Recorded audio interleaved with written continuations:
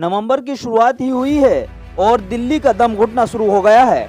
अभी तो ठीक से नो क्रैकर्स वाली दीपावली की अपील भी नहीं हुई कि पेरेंट्स ने अपील शुरू कर दी है कि कुछ दिनों के लिए स्कूल बंद किए जाएं, जिसके बाद दिल्ली सरकार ने 2 दिन के लिए प्राइमरी स्कूल भी बंद करवा दिए।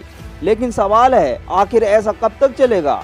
अगर आपके छोटे बच्चे हैं तो शायद आपको पता हो कि दिल्ली एनसीआर में आजकल बच्चों के डॉक्टरों का अपॉइंटमेंट मिलना कितना मुश्किल हो गया है।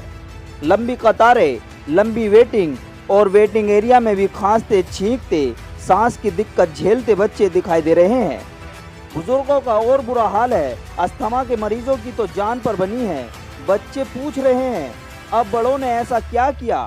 माँ, स्कूल फिर क्यों बंद हैं? हम घर पर क्यों दुबके पड़े हैं? बाहर ये कैसी धुंध है? अब सवाल उठता है कि आखिर समस्या की जड़ क्या है? हर साल उत्तर भारत में अक्टूबर नवंबर में समस्या आती है, जब धान की कटाई के बाद खेत में पराली छूटती है और किसान उसको जलाते हैं।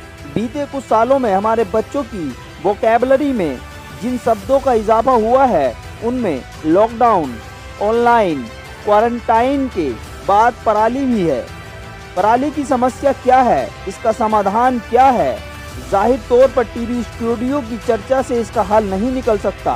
धान काटने के बाद किसान को फिर खेत खाली चाहिए होता है ताकि अगली फसल बोई जा सके, और खेत खाली करने के तमाम विकल्पों में सबसे सुविधाजनक, सबसे सस्ता होता है पराली जलाना।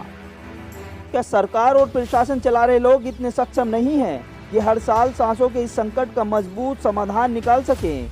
Oh my God, this pollution is killing कहकर एयर प्यूरिफायर लगाकर अपने कमरे में बैठे लोगों से गुजारिश है, बाहर आकर छोटे छोटे बच्चों को देखिए।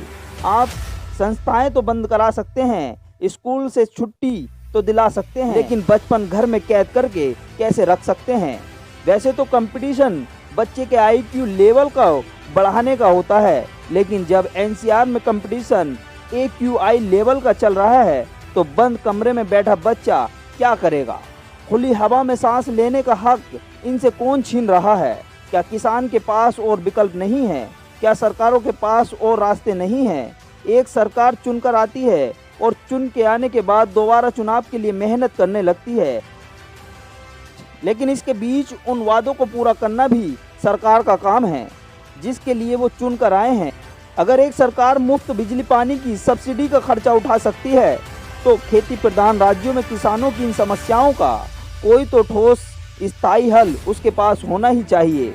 इसलिए किसानों और सरकारों को अपने कर्तव्य पथ पर आना होगा, क्योंकि पराली आज ही जलाई जा रही है। ऐसा भी नहीं है, कहीं ऐसा न हो कि बीते नवंबर की तरह ये नवंबर भी बीत जाए और हम फिर अगले नवंबर पर इस पर ही चर्चा करते दिखें। नमस्कार, news desk ABC world Hindi.